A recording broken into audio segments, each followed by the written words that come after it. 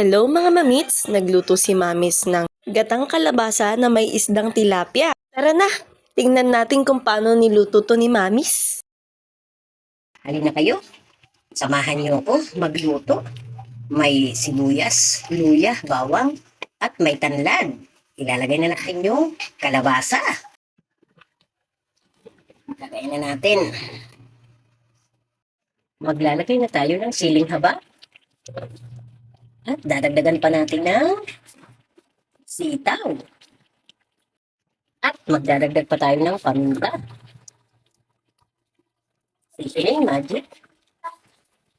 Lagyan na natin ng timpla. Asin. Haluin na natin. Tayong tilapyang prinito. Yan ang pansahog natin. Para mas lalong masarap.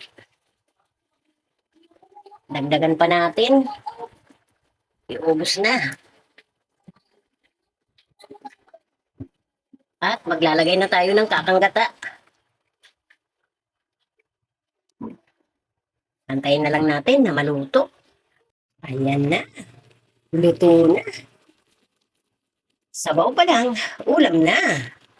May gulay na. May kalabasa pa. May tilapia pa. Saan ka pa? Creamy na creamy. Kain na tayo. Sa mga followers ko, mga viewers ko, na patuloy na nanonood sa aking mga vlog. Maraming salamat sa suporta nyo. Kain na tayo. Kayo, gayahin nyo rin to. Magluto rin kayo nito. Napakasarap. Kain tayo.